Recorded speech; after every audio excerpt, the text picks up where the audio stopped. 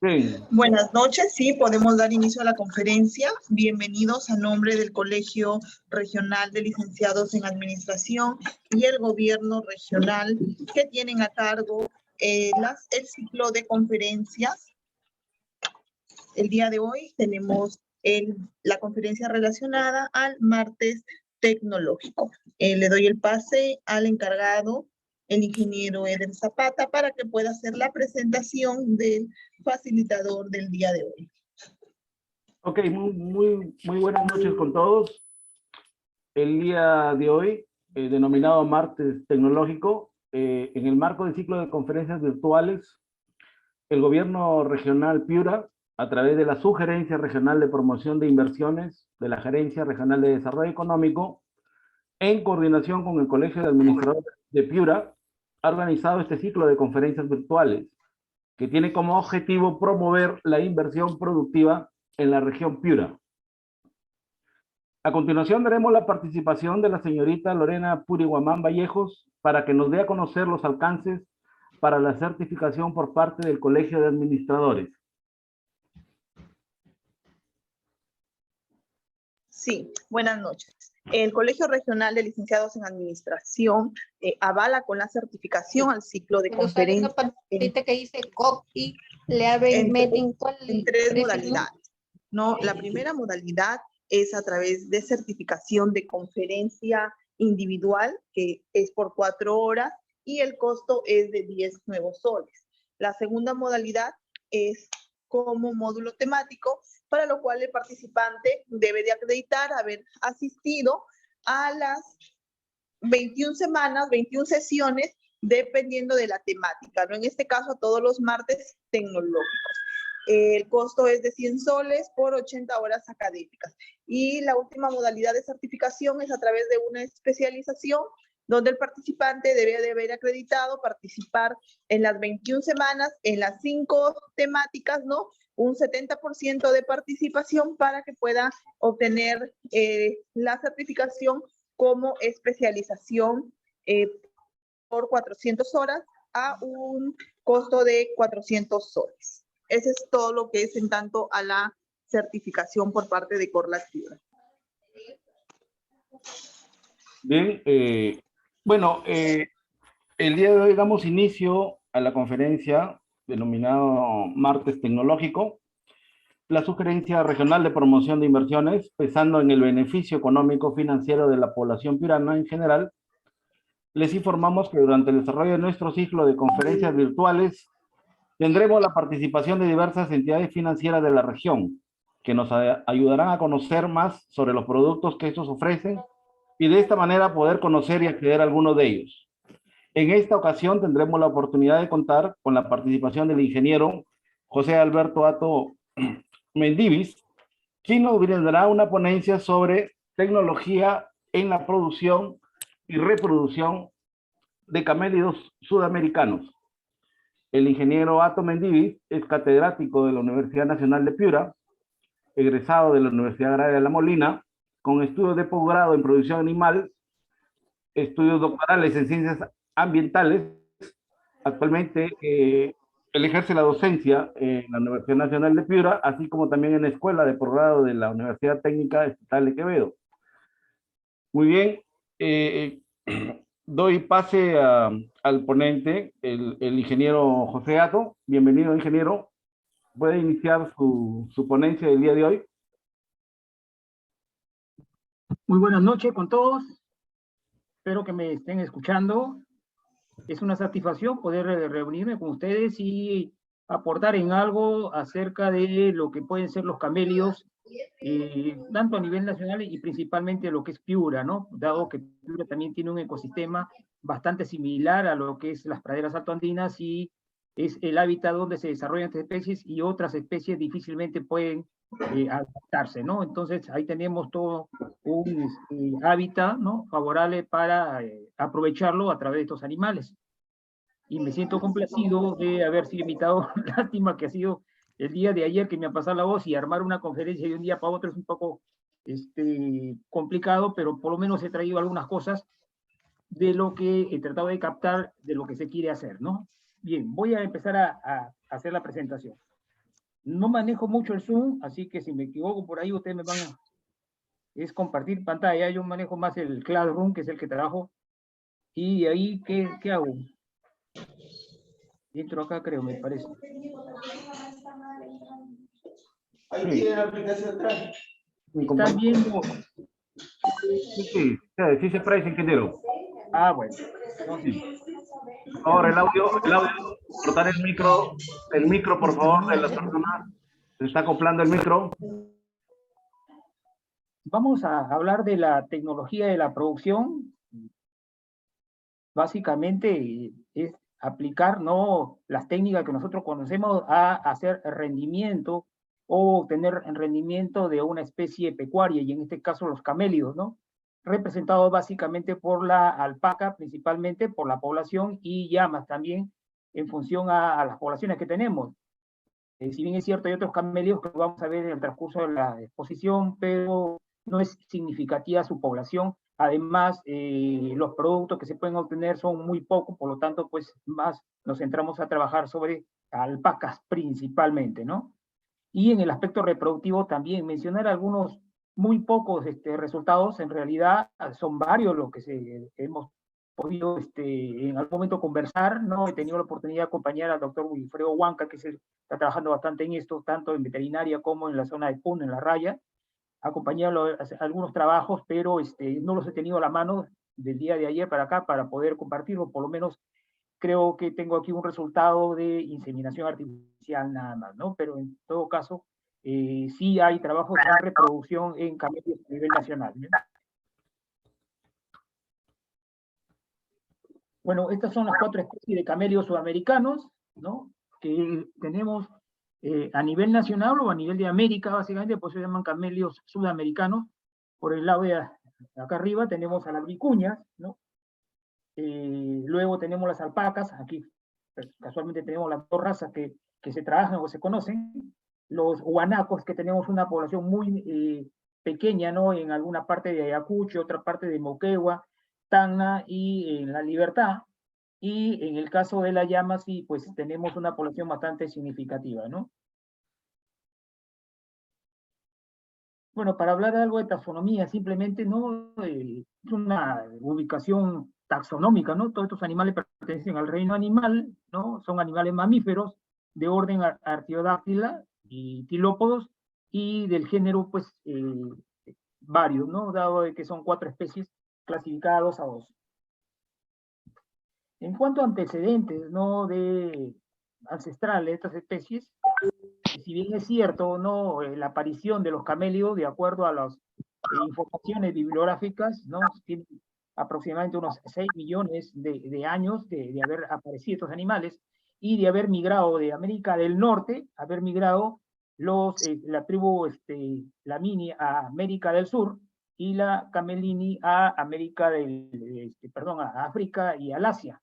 Entonces tenemos esas 2 ramas, vamos a decir, de los camélidos, y en el caso de América tenemos los 4 especies que estamos mencionando, y en el caso de del viejo mundo, así llamados, tenemos pues los camellos y los dromedarios, ¿no? Básicamente en lo que es África, India y parte del Asia. Y la domesticación como tal, ¿no?, ocurre en el Perú de estos animales, principalmente de la llama y alpaca, de acuerdo a las versiones principalmente de la doctora Wheeler, ¿no?, que está trabajando bastante en esto. Y también en cuanto a la selección de animales como productor de fibra, datan de aproximadamente unos 3.000 años, ¿no?, también mencionado por la doctora Wheeler. Y ustedes ven ahí en la figura, ¿no?, que esto es bastante ancestral y bastante antiguo, dado que hay algunos vestigios de pinturas, ¿no?, rupestres, en el cual se ve imágenes de rebaños, ¿no?, de llamas y de alpacas. Y asimismo se han encontrado restos, ¿no?, de fibra o de lana de estos animales con bastante antigüedad. Los productos que se obtienen de estos animales se pueden considerar productos bandera, dado la especialidad que tiene en todo caso Perú de contar con una población significativa de alrededor de 3.100.000 alpacas y 1.100.000 llamas, ¿no? Principalmente. Entonces, y los productos que ellos, de estos animales que se obtienen, como es la fibra, la carne principalmente, ¿no? Entonces, son productos ecológicos y bastante, digamos, apetecidos o conocidos más bien internacional que a nivel nacional, ¿no?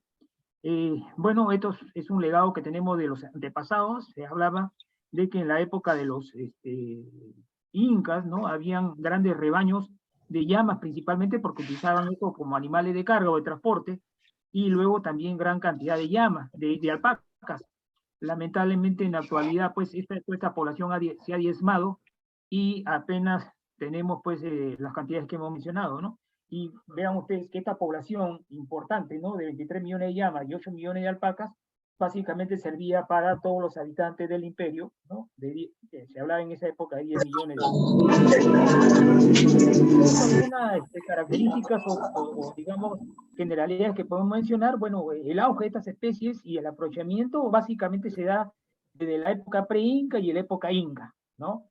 Con grandes millones de cabezas de animales, incluyendo la costa, no solamente en la sierra. Entonces, estos animales no son únicos y exclusivamente de la costa, dado de que, por ejemplo, aquí en Trujillo, Piura, hemos tenido el rebaño y actualmente tenemos, vamos a mencionar, a presentar algunas fotos.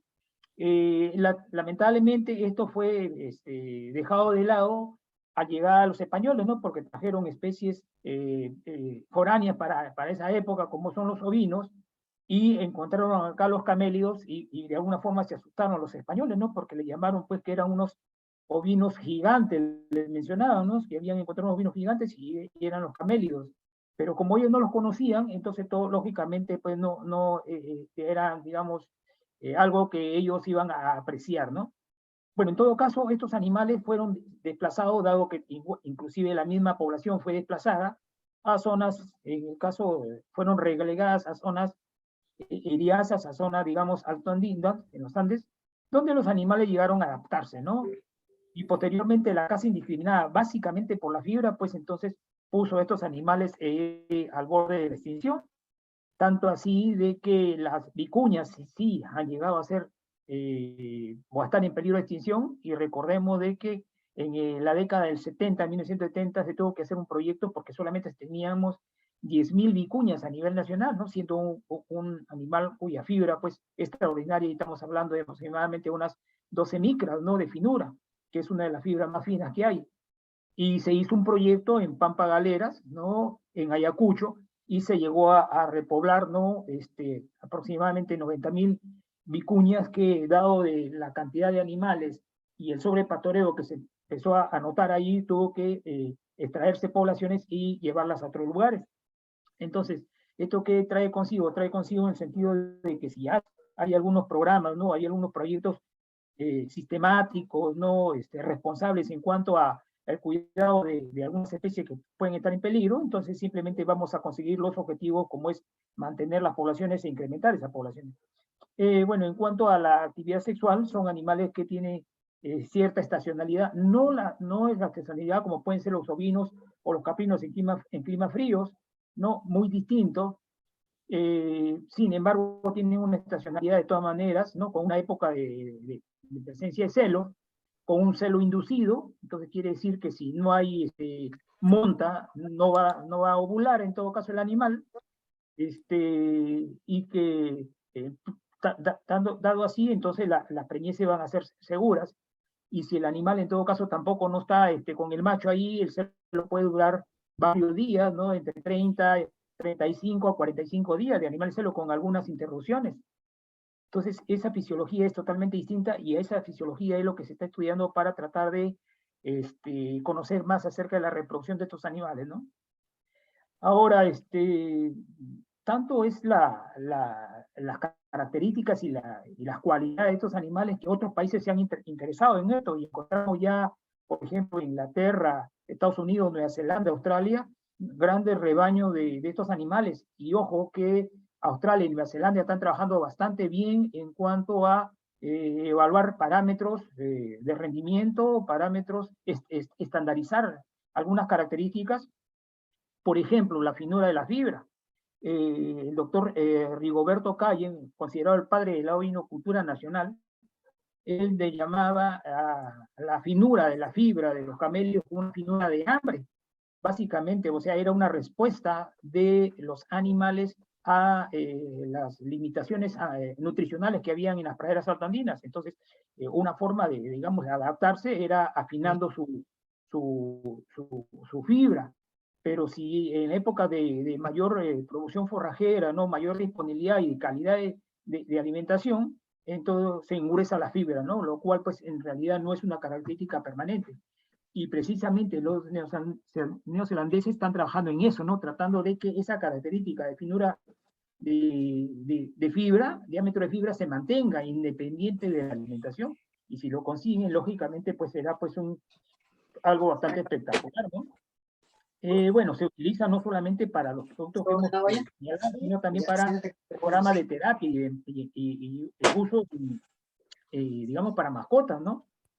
Estados Unidos trabaja bastante en esto, sobre todo en casas de retiro o de reposo de personas mayores, tienen camélidos como para que se asocien las personas ya que están en una etapa de su vida ya de declive, ¿no? Entonces se calmen, etcétera, ¿no?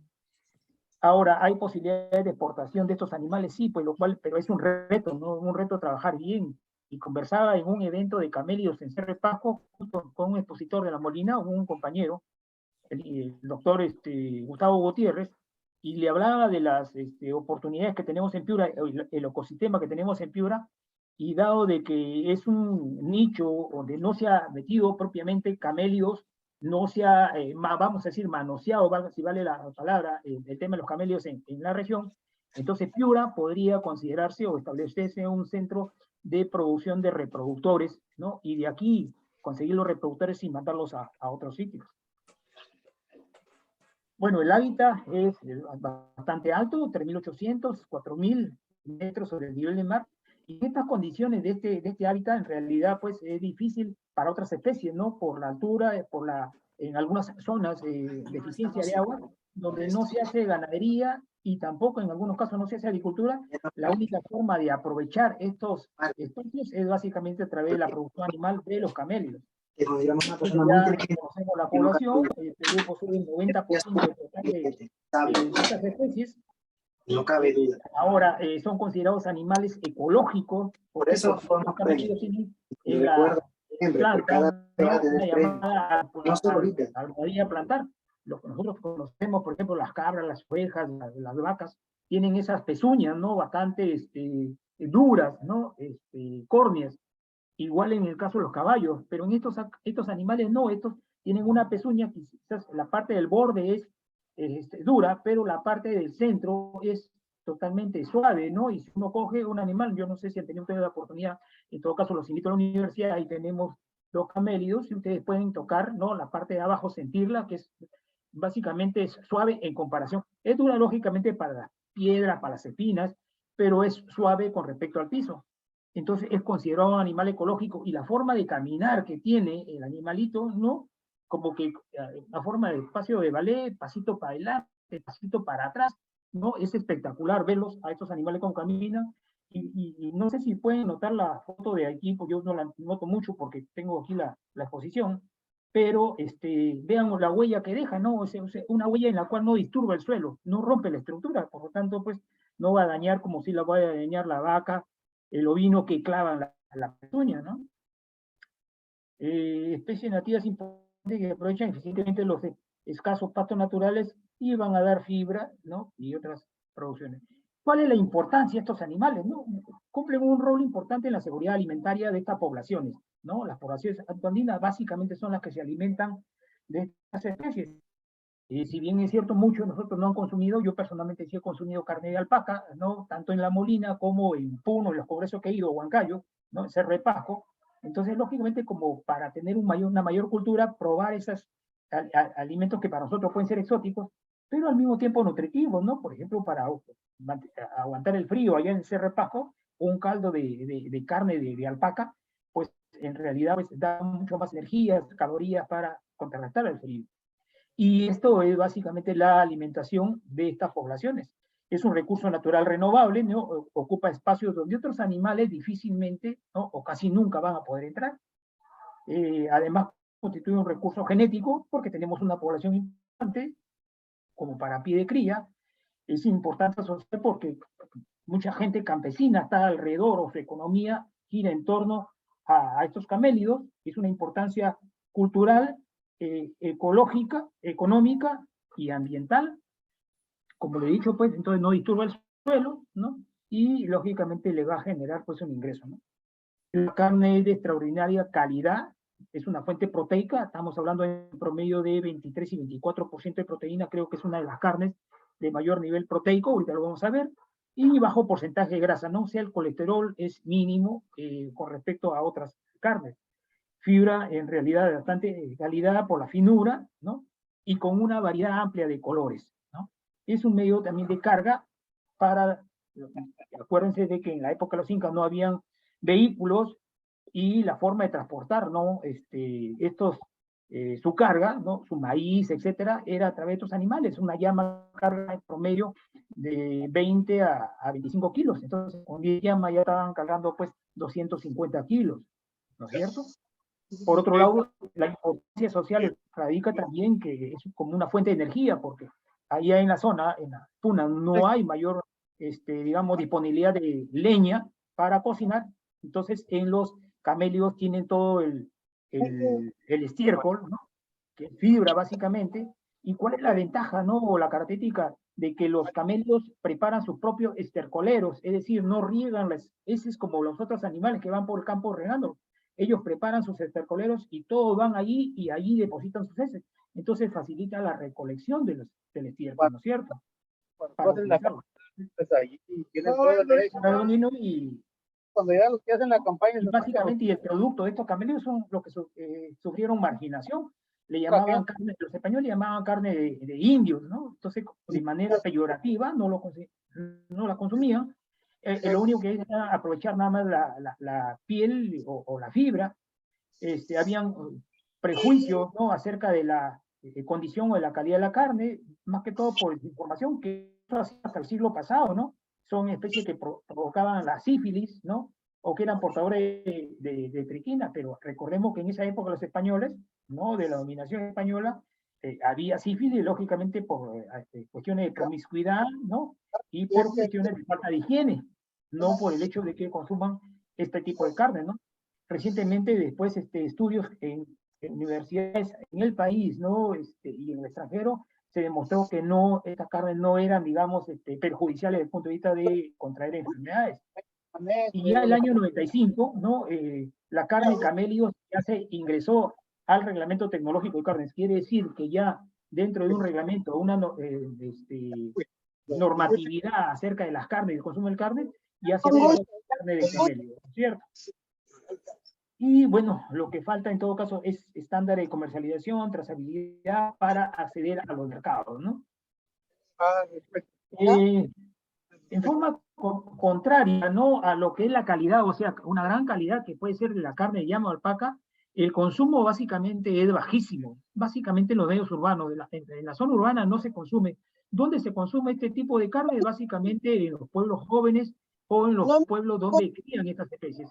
A nivel, digamos, de ciudades y menos en costa, no es así esta carne, ¿no? Sin embargo, dado de la calidad, sí, esa calidad se reconoce en el extranjero y se conoce en restaurantes de corte turístico. Y, por ejemplo, he estado en Cusco en una oportunidad, no, bueno, en varias oportunidades, pero en una oportunidad me dio la intención de entrar a de estos restaurantes donde van turistas, y los platos, ¿no? A base de carne de alpaca son carísimos, ¿no? Y sin embargo, y eran pedidos, lógicamente, porque ya a nivel del exterior se hace cierta promoción con respecto. En cuanto a la producción, más o menos se considera que son 12.000 toneladas de carne de alpaca y algo de llama, que no la veo aquí, pensé, voy a ver, y 5.000 de toneladas de llama, ¿no es cierto? Estoy cero. Tenemos allá en la sierra, mercado de la sierra, la carne de alpaca principalmente se vende, ¿no? Se expende en los mercados. Y solamente la consumen, pues, la gente que conoce, ¿no? Acerca de esto, ¿no? Otra gente que no conoce o que simplemente sabe que es llama, no la consume, ¿no? Oye, ¿y el que te ibas a Y decir como dicen acá, es considerada una carne del futuro, ¿no? qué fue? Bueno, aquí tenemos básicamente dónde se desarrollan estas especies en las praderas altoandinas, lo que es la puna húmeda, ¿no? Con precipitaciones que van de 800 a 1200 milímetros de precipitación, ¿no? Y en la zona seca, ¿no? Donde hay menos precipitación, ¿no? Y la actividad principal, que es la ganadería, ¿no? Algo de agricultura, pero es mínima, ¿no? Y los rebaños practican migración, ¿no? Básicamente ese es el ecosistema que hay en las praderas altoandinas, lo que es la Sierra Central y Sierra Sur, no aquí. Esto es la población de camélido mundial, ¿no? Este del año 2026. No, es de 2006, perdón, es de 2006. La población de llamas y alpacas, ¿no? Bueno, la total de camélidos. Y vean ustedes, ¿no? cuál es la población, el caso de llamas, ¿no? 2 millones, Bolivia y Perú 1 millón, ¿no? 1.100.000. Y en el caso de alpacas, ¿no? Perú 3.100.000 y 300.000 Bolivia, que son los países que tienen mayor poblaciones, ¿no? De estos animales. En resumen de todo esto, el Perú tiene el 90% de las poblaciones de camélidos. La suma de 100.000 soles. Ayúdame.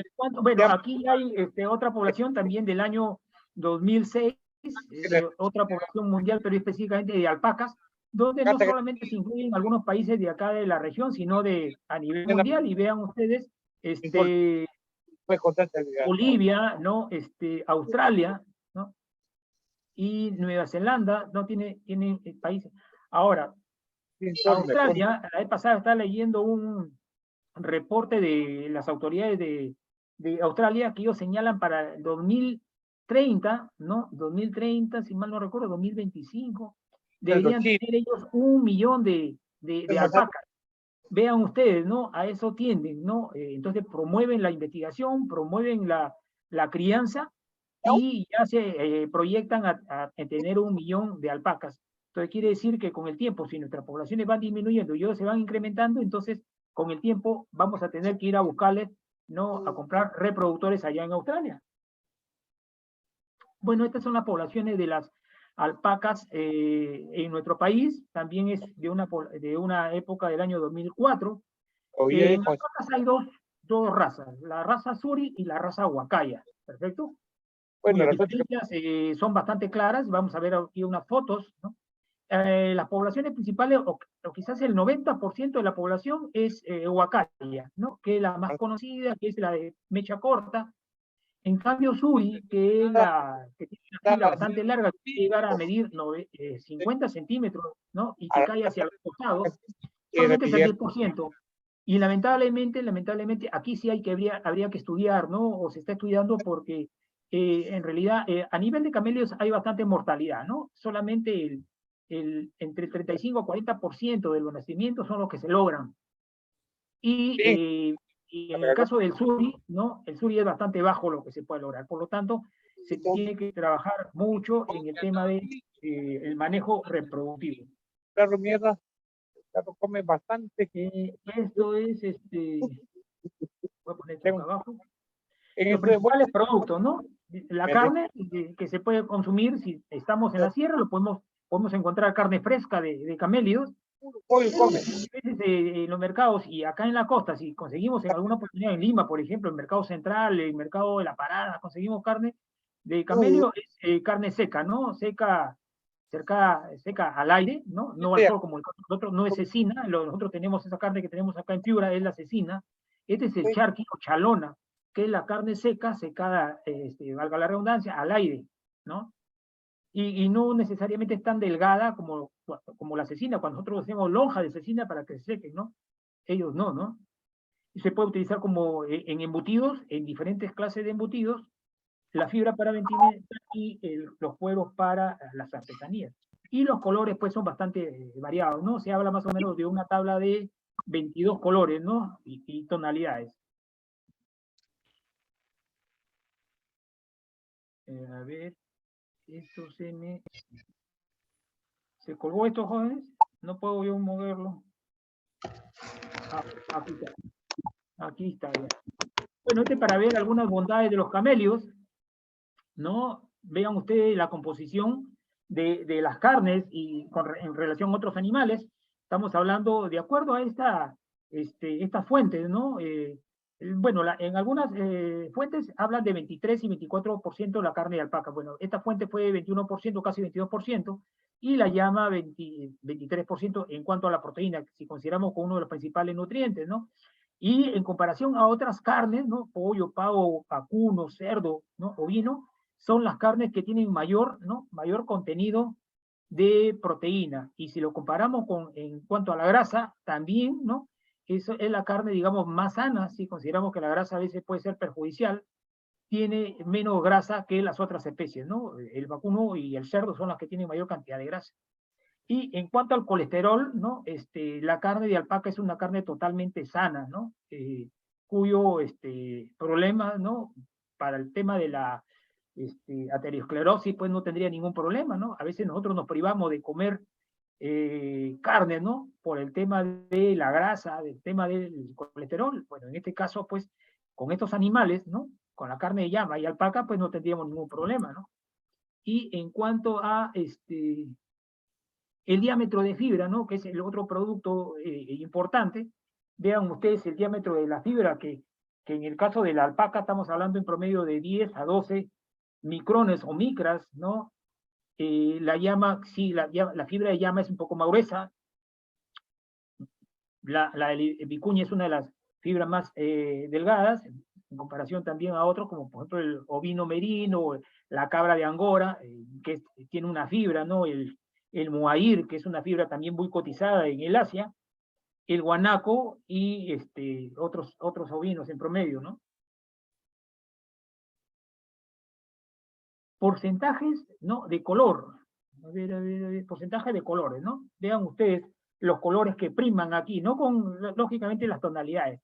Principalmente el café, ¿no? Y el blanco son los que predominan en alpacas, igualmente en llamas. En eso se tiene que trabajar, ¿no? En la tecnología, en el manejo de la reproducción para que haya una reproducción controlada y no se dañen los colores, ¿no? Porque no convendría que salgan animales manchados, ¿no? Con fibra de diferente color, porque lógicamente pues el rendimiento, ¿no? Podría ser menor, ¿no? O en todo caso se castigaría ese vellón. Si fueran animales enteros y un color uniforme, en todo caso es lo que se busca, ¿no? Ya, en cuanto a las características de estas razas, en el caso de alpaca tenemos dos, ¿no? La raza huacaya, que es la que es la más abundante y lógicamente es la que se ha traído a Piura, ¿no? Y la raza suri, vean la diferencia que hay. La raza huacaya es una de los animales un poquito más grande, ligeramente más grande y más pesada que la suri. Y las fibras, ¿no? En el caso de las fibras es más larga y, digamos, de mayor requerimiento en la textilería, ¿no? Para que se pueda tejer, ¿no? Se pueda hilar la fibra de estos animales, e inclusive de los ovinos se requiere una fibra mínimo de 6 centímetros, ¿no? Lógicamente ese animal de la izquierda largamente va a llegar a esos tamaños, y en el caso de la suri sobrepasa sobremanera, ¿no? En el caso de la llama, ¿no? Tenemos dos razas. Tenemos aquí igual la raza cara o pelada y la chacu o peluda, ¿no? Vean ustedes, y aquí me falta una foto, no sé por qué se me ha salido, ¿no? En esta zona de acá, otra para que vean la cubierta, ¿no? De fibras que tienen estos animales, ¿no? Entonces, claramente se distinguen, al igual que en alpacas, dos razas, ¿no? Estas animales que son, con un vellón bastante abundante, bastante crecido, ¿no? Y el otro grupo en el cual el vellón, el tamaño de fibra es más pequeño y en algunas partes, sobre todo pues en la zona del cuello, en la zona de la barriga, ¿no? Es bastante pobre, ¿no? El vellón. Por eso que le llaman pelada, ¿no? Entonces tenemos la peluda y la pelada. Ah, bueno, aquí salió, ¿no? Vean ustedes, ¿no? Aquí salió, ¿no? El cuello, ¿no? Y las extremidades, ¿no? Peladas. Y lógicamente el vientre. En cambio, esto hasta las extremidades tienen calce, ¿no? En cuanto a la vicuña, ¿no? En realidad en vicuña tenemos 4 tipos, ¿no? Y aquí en el caso de Perú, ¿no? Tenemos algunos rebaños y principalmente tenemos esta llamada vicuña del norte. Varían básicamente en la tonalidad de color, ¿no? Y varían en el mechón blanco que puedan tener en el pecho. Entonces tenemos, ahora, en el caso del sur tenemos hasta 3 tipos, por eso decimos que hay 4 razas, entonces 4 variedades dentro de las vicuñas, que hablan de, que se encuentran básicamente entre Argentina y Chile, ¿no? Los rebaños más numerosos. Y en el guanaco, ¿no? También tenemos hasta 2 tipos nada más de guanaco, pero como sus poblaciones son más pobres, no han sido, digamos, bastante, muy estudiados. Aquí en el Perú, ¿no? Las poblaciones se hablan en algunas literaturas de 3.500 animales, otros hablan de 5.000, se encuentran, ¿no? En la Sierra de la Libertad, en las partes altas de Moquegua. Y estos son los camelios que nuevamente se han traído a Piura. Vean ustedes, ¿no? Las características que tienen, ¿no? Siendo una vegetación bastante, digamos, seca, ¿no? O gran parte del año es seca, en realidad como son animales adaptados a este tipo de alimento, este tipo de vegetación, se desarrollan muy bien, ¿no? Y hemos ido con los alumnos en diferentes oportunidades a las zonas altas de la meseta andina, ¿no? Las comunidades de Camboya, comunidades de México, y hemos encontrado rebaños de alpacas, ¿no? Y en algunas llamas. Asimismo, en la parte alta de Zapalache, ¿no? Santa Clara, ahí hemos encontrado rebaños de llamas y alpacas. Con eso estamos demostrando o estamos regresando a lo que en la época de los incas tenían, porque los incas tenían tanto en costa como en sierra, tenían camélidos que iban y se manejaban desde Ecuador hasta Chile y Argentina, ¿no? Entonces, son zonas, acá en Piura tenemos zonas en las cuales, por la calidad de los pastos, por la baja disponibilidad de los pastos, no se pueden aprovechar gran parte del año por otras especies. Entonces, quizás la respuesta sería, pues, promovamos, ¿no? Promovamos la crianza de camelios, principalmente alpacas, ¿no? En estas zonas, lógicamente capacitando a las personas para que ellos aprendan, pues, el manejo y de alguna forma, pues, tengan un medio de vida, ¿no?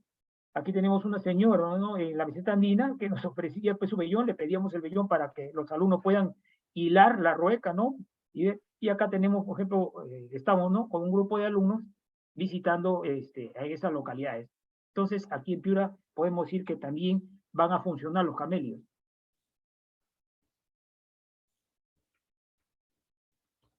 Bueno, las diferentes tonalidades para ver simplemente colores, ¿no? En alpaca suri, vean ustedes, hay de todos los colores, desde el blanco hasta el negro, pasando por tonalidades café, y dentro de cada color, ¿no? Lo que se busca es que hayan colores uniformes, o sea, el manejo y la tecnología que empleemos, ¿no? Debe ser orientada a que las poblaciones se reproduzcan con colores uniformes para tener, digamos, una mejor, una llegada a los mercados, ¿no?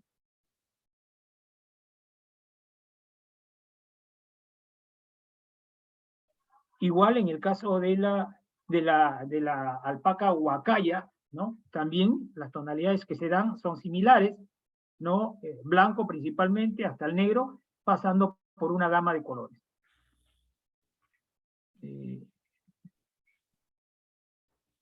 Se me acuerda, pues tengo que estar pasando con la rueda del mouse. Bueno, los rendimientos productivos, ¿qué es lo que podemos obtener de estos animales?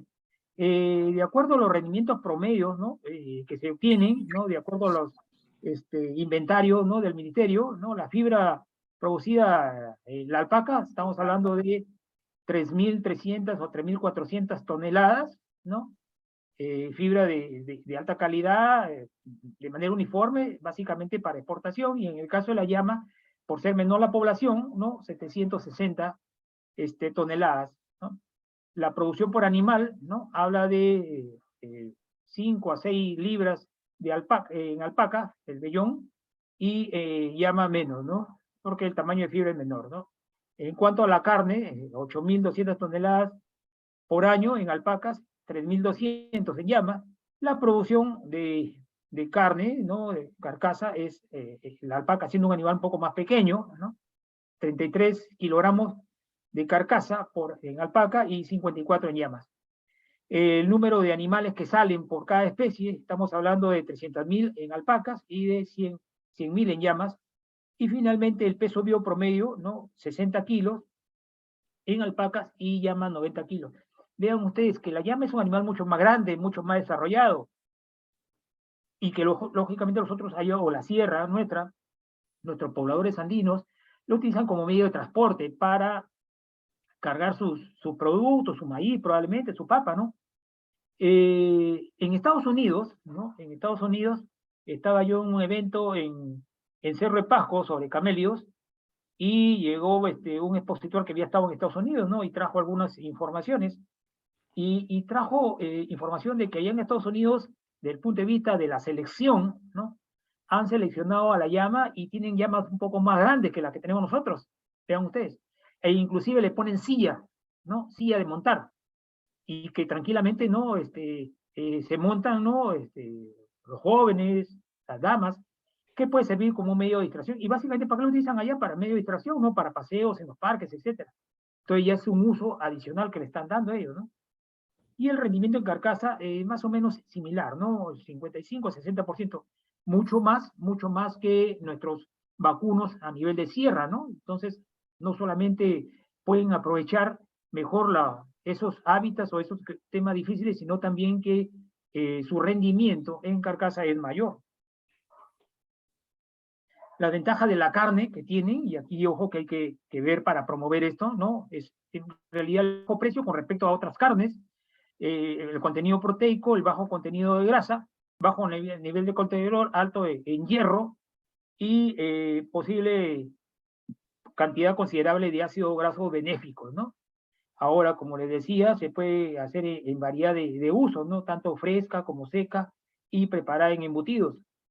Ahora, las carcasas también, dependiendo del manejo, podemos darle un acabado, ¿no? Aquí tenemos dos carcasas en la foto, una con pastos naturales, ¿no? Y otras con pastos cultivados. En realidad los pastos naturales, dado digamos, muchas veces la baja disponibilidad y la calidad que puede ser con respecto a un pasto cultivado, hace que la carne salga pues un poco más magra y salga ligeramente más fibrosa, con una textura mayor. En cambio, en el caso de animales con pasto cultivado, en función a la calidad y en función a la disponibilidad de pastos cultivados, tranquilamente se puede conseguir un mejor acabado, ¿no? Con una mayor grasa de marmoreo. Bueno, en cuanto al manejo que vamos a hacer, ¿no? Lo que tenemos que hacer es seleccionar, ¿no? Primero aplicar la selección. La selección en función a la finura de la fibra. Hay gente especializada en esto, sin necesidad de ver aparatos, ¿no? Se ve básicamente, ¿dónde notamos nosotros la calidad de la fibra? Es a nivel del costillar medio, ¿no? Ahí abrimos el vellón y vamos a ver las características de la fibra. Entonces buscamos una fibra, ¿no? Larga, uniforme, con buen rizo, ¿no? El peso del vellón también, ¿no? Luego en la esquila, ¿no? Se sacan los parámetros, se sacan los promedios, y los rebaños queden los mejores pesos, ¿no? Los mejores característicos, de ahí sacar reproductores. El color del vellón, ¿no? La uniformidad que puede ver también es una característica a seleccionar.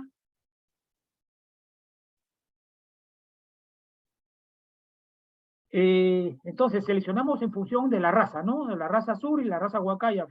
Seleccionamos en función del vellón, ¿no? Como hemos dicho, peso del vellón, color del vellón, finura del vellón, longitud del vellón, el color, ¿no? Colores uniformes. Entonces, estos deben ser los criterios a seleccionar, y si traemos alpacas, no promovemos las alpacas acá, y si por ahí se nos ocurre, no, o creemos conveniente traer animales de colores, ¿no? Entonces tendríamos que trabajar de manera sistemática para que no haya una mezcla de colores. En todo caso, probablemente llevar a una comunidad o a una determinada zona animales de un color, a otra zona animales de otro color, para que no haya esa mezcla, porque en algún momento nosotros podemos salir del proyecto, y el seguimiento que pueda quedar ahí en el proyecto a lo mejor no va a ser el más idóneo, y no toman, ¿no? Criterio de reproducción, por lo tanto puede haber una mezcla de colores, con lo cual pues van a bajar. Ahora, estos colores, siendo colores naturales, son los más acogidos por el mercado, por el tema de la ecología, ¿no es cierto? ¿Por qué? Porque entrar a colores teñidos, ¿no? A fibras teñidas, en realidad estamos riñéndonos con el ambiente, ¿no? Porque muchos de los colorantes que se utilizan, ¿no? Son elementos tóxicos, no solamente para el ambiente, sino para las personas. Entonces, por eso es que volteamos, ¿no?, a trabajar con fibras naturales. Aquí ha habido, digamos, un cambio en cuanto a el manejo de los rebaños. Si bien es cierto, teníamos rebaños diversos, ¿no? Pero más o menos en la década del 60, 70, se buscaba animales blancos porque era, digamos, más fácil, ¿no?, teñir las fibras, buscar colores, ¿no?, de acuerdo al mercado, etcétera, etcétera. Entonces, se empezó a promover los rebaños blancos, sobre todo las grandes empresas, ¿no?, las cooperativas, etcétera, que tenían grandes rebaños. Entonces, empezaron a seleccionar solamente por animales blancos, dado de que tenía un mejor precio la fibra blanca para uso en actividad de teñido. Pero con el tiempo, ¿no?, hubo problemas con respecto a lo que hemos señalado, ¿no?, el problema de la ecología, problema de toxicidad, todo eso. Entonces ya los mercados internacionales dijeron, no, mejor hay que entrar a comprar fibras naturales. Lamentablemente esos rebaños grandes que habían trabajado en seleccionar rebaños blancos, ¿no?, no tenían ya fibras naturales, por lo tanto, y bajó el precio de la fibra blanca y se cotizaron mejores los animales de color, ¿no? ¿Y dónde consiguieron animales? Voltearon para acá, no había animales por acá, no había animales de color para tratar de meter nuevamente el color en los rebaños. Tuvieron que ir a los pequeños rebaños de los criadores más metidos, de los más pobres. Como ellos no tienen criterio de selección, ellos tenían animales de colores para su uso. Allí es donde han conseguido nuevamente animales de colores para empezar a buscar, ¿no?, promover los colores, los vellones de color. Algunas características de la fibra, ¿no? Bueno, ya lo hemos mencionado, el peso del vellón, longitud de mecha, diámetro de fibra, número de rizos. El rizo son las ondas, no sé si ustedes conocen algo de esto, pero el rizo son las ondas o ondulaciones que tienen las fibras de ovinos y de caprinos, lógicamente, de ovinos y de camelios. Lógicamente, la fibra que tenga más rizo, ¿no?, tiene más rizo, es de mejor calidad. ¿Por qué? Porque le va a brindar elasticidad a la fibra, ¿no? Es como en todo caso las calaminas, ¿no? Ustedes ven que las calaminas tienen esas ondas, es para que le dé cierta dureza, ¿no? Y no se quiebre. Entonces, si la fibra fuera así lisa, entonces se rompería, ¿no?, en la textilería, pero al tener rizo, entonces como que se estira. Entonces es importante el rizo. Hay animales que tienen bajo rizo, pues, ¿no? Entonces, lógicamente, ese es un criterio de selección. Dentro de los ovinos, por ejemplo, hay animales o hay razas que tienen escaso rizo, ¿no? Y son lanas que comúnmente se llaman lanas burdas o lanas cholas, ¿no? Es como en las personas, hay personas que tenemos el pelo lacio y hay personas que tenemos el pelo ondulado, algo así, ¿no es cierto? Bueno, también el rendimiento al lavado y el rendimiento al descerdado, ¿no? ¿Por qué? Porque muchos de los rellenos también, en base al manejo genético que vamos a hacer, la selección, etcétera, hay cerdas, ¿no? Y lógicamente esas cerdas hay que quitarla del vellón, ¿no? Bueno, selección en peso vivo habría que pesar, ¿no? Meter la práctica de pesado, la práctica de esquila. Aquí, por ejemplo, tenemos que también recomendar cómo se hace la esquila. Si bien es cierto, un poco más complicado lo de ovino, porque en ovinos una sola persona, ¿no?, puede tranquilamente esquilar a un animal. En el caso de camelios, como son animales mucho más grandes, ya no basta una sola persona, ¿no? Ya inclusive tienen que hasta amarrar a veces a los animales para esquilarlos. Pero el tema es de que debería esquilarse sobre una manta, ¿no?, sobre un piso de madera o de cemento, ¿no?, para que no se contamine la lana. Entonces, en ese aspecto sí tenemos que trabajar, ¿no? Porque, por ejemplo, vemos en diferentes zonas, ¿no?, nuestras, cuando sacrifican una cabra, ¿no?, una oveja, o a lo mejor también un vacuno en la sierra nuestra de Piura, lo hacen en el piso, ¿no? Y dentro de la tecnología, por ejemplo, de hacer un buen faenamiento, se recomienda que sea el animal suspendido, ¿no? Bueno, no hay cómo suspenderlo en el campo, pero por lo menos ponerlo en una tabla, en una manta, en un plástico, ¿no?, para que esa carne no se contamine. Y en este caso, pues, lógicamente la esquila también no se contamine con las pajas, heces, tierra que puede haber en el piso, ¿no? Ahora, en la tecnología de la esquila, pues, en el caso de ovinos se avanzó bastante y se trabaja con máquinas tusadoras, ¿no? Porque hay inclusive galpones de esquilar, pero en el caso de camélidos no existen esos galpones. Por ejemplo, hablemos de la vicuña, ¿no? Que la vicuña es un animal silvestre y no es un animal de corral. Y para esquilarlo tenemos que hacer el chaco, ¿no? El conocido chaco, que inclusive es una actividad turística, ¿no? Que se realiza en junio, si mal no recuerdo, ¿no? En algunas partes de la sierra del Perú. Y para trabajar con esas tusadoras, no se tiene que trabajar con corriente eléctrica, y ahí en esas zonas donde van a llevar a los animales, van a acorralarlos haciendo el chaco, ¿no? De la época de los incas, que se hace esa actividad para poder esquilarlos, no hay, ¿no es cierto? Entonces, habría que aplicar, ¿no? O desarrollar ciertas tecnologías en camellos para mejorar esos trámites de la esquila. Bueno, durante la esquila hacer los controles de peso del vellón, peso del animal, aplicar dosificaciones contra ectoparásitos, endoparásitos, en lo posible también hacer baños, clasificar y reclasificar al rebaño, ¿no? Por las características que hemos señalado, hacer los diagnósticos de preñez, ¿no? En el caso, como les dije al principio, los ciclos cestrales son distintos, no ciclan similares a las otras especies que conocemos, especies zootécnicas, ¿no? Aquí los animales tienen un ciclo estacional, ¿no? Pero un ciclo estacional distinto al de ovinos, distinto al de caprinos en clima frío. Estos animales, si bien es cierto, entran en una época del celo que viene más o menos desde diciembre hasta marzo, pero no van a ovular, ¿no? Porque la ovulación es inducida. Quiere decir, ¿no?, que tiene que haber monta del animal para que se produzca la ovulación, y por lo tanto ahí prácticamente la preñez es segura. Pero ¿qué pasa en los rebaños donde no hay machos, ¿no? O donde no hay suficientes machos? Entonces simplemente hay animales que no van a ovular, van a permanecer en celo, y los celos pueden durar hasta 45 días, con ciertas interrupciones, ¿no? ¿Y qué se debe? Básicamente, eso se debe básicamente al crecimiento folicular que hay, ¿no? Durante ese periodo hay un crecimiento folicular y una regresión folicular. Perfecto, entonces al no haber monta, simplemente regresiona el folículo, pero al haber la monta, entonces se va a producir la dehiscencia del folículo y la salida del óvulo. Y luego puede la monta, la aparición, ¿no es cierto? La aparición, por lo general, ¿no? Esta aparición se va a programar. Todas las actividades en camélidos y en ovinos en sierra son calendarizadas, o sea, no es como en el caso de otras especies que todo el año van a parir, todo el año se van a reproducir, o va a haber monta todo el año, ¿no?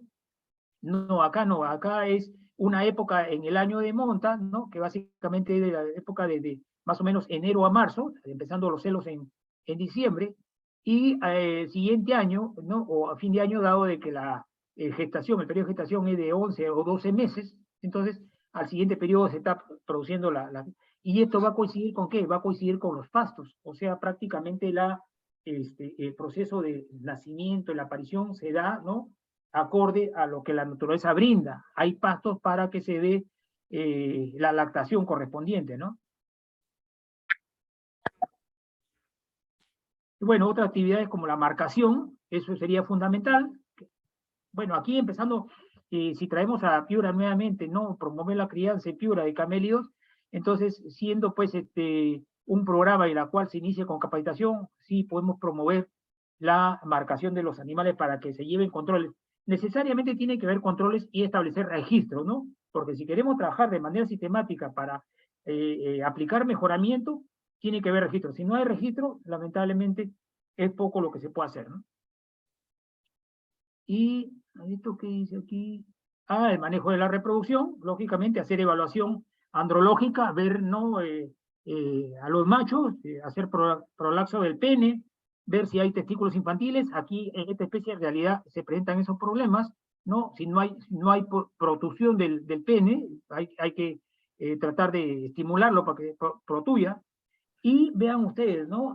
Generalmente muchos de los rebaños son mezclados de colores. Entonces, esto sí tiene que haber un manejo adecuado. ¿Para qué? Para que cuando se realice la monta sea con animales del mismo color. Y luego el empadre, ¿no? vean ustedes, blanco con blanco, negro con negro, etcétera, y dirigir el empadre de alpacas seleccionadas, ¿no? O sea, evitar esto de acá, ¿no? Esto es totalmente negativo. Bueno, sistema de empadre, alpaca huacaya por huacaya, suri por suri, y control de parásitos, endo y ectoparásitos, ¿no? Antes y después de la lluvia, acuérdense que la lluvia, muchos de los que están aquí a lo mejor son entendidos en el tema de veterinaria y saben lógicamente el ciclo de los parásitos, y en época de lluvia, lógicamente, donde se producen los focos de agua, ¿no? Los ojos de agua, bofedales, ¿no? Indudablemente hay bastante parásito. Entonces habría que trabajar para eliminar los parásitos. Y no solamente estos animales, sino también en el perro, porque hay el tema de la hidatidosis, por ejemplo, ¿no? Que son parasitosis de ciclo, y una parte del ciclo es en el carnívoro y otra parte del ciclo es en el ovino y en los camelios, ¿no? Y luego ya terminar con la saca, ¿no? Hacer una selección de animales viejos, de animales de bajo rendimiento, de animales con problemas de enfermedades, como por ejemplo la sarna, lógicamente, porque es uno de los problemas que hay bastante en camelios, sobre todo en vicuña y alpaca, hay sarna, ¿no? Y ese es un problema, sobre todo en la Sierra Nuestra. Lógicamente, que cuando traigamos acá a los animales, habría que hacer todo un protocolo para que los animales que vengan sean totalmente, pues, inocuos a las enfermedades que en otros sitios pueden haber, ¿no? O sea, traerlos limpios. Y eso es la forma de presentación del vellón, ¿no? O sea, los vellones se esquilan y luego tienen que ser enfardados, ¿no? O sea, embellonados y amarrados con el mismo vellón. Y vean ustedes, aquí se está pesando con un dinamómetro, ¿no? El peso del vellón. El vellón más o menos debe pesar entre 5 a 7 u 8 libras de un animal de buen peso, de buena calidad, de buena genética, de buena producción, con buen manejo, ¿no? E inclusive llegan hasta 12 libras de vellón, ¿no? Entonces tendríamos que trabajar en función a eso, ¿no? En cuanto a la alimentación también, aplicar tecnología en la alimentación. Si bien es cierto, no, la alimentación allá en las praderas altoandinas, en la meseta andina del Piura, no, lo podemos soltar los animales, y ya hemos visto, pues, ¿no? Lo hemos visto que nuestras praderas acá en las Alto de Morropón, ¿no? Tienen especies, ¿no? De tipo estipa principalmente, ¿no? Que son pajonales, entonces mantienen bien a las poblaciones. Vieron ustedes la foto que tomamos, ¿no? De ese viaje que tuvimos de estudio, ¿no? Con alumnos de la asignatura de camelio, ¿no? Y vimos las condiciones que entraban los animales, hicimos algunas evaluaciones de peso, de características de fibra, y encontramos pues que los animales pues no tienen nada que envidiarle a algunos animales, ¿no? Bien presentados de la Sierra Sur nuestra, ¿no? Ahora, en cuanto a la alimentación, si bien es cierto el pastoreo, habría que hacer manejo de la zona de pastizales. En la zona de las praderas andinas, ¿no? En los Andes, encontramos hasta 6 tipos de vegetación, ¿no? Que es, por ejemplo, los pajonales, donde predominan las especies como las estipas, el género Calamagrostis, las fetucas, y dentro de estas 3 especies un sinnúmero de variedades. Entonces, lógicamente, tratar de repoblar, ¿no? Estas formaciones de forraje, de pastos. Luego tenemos los céspedes de puna, ¿no? Que es una vegetación de gras al ras, que también, ¿no? Es importante dentro de la alimentación. Luego tenemos los tolares, los cañares, los bofedales, ¿no?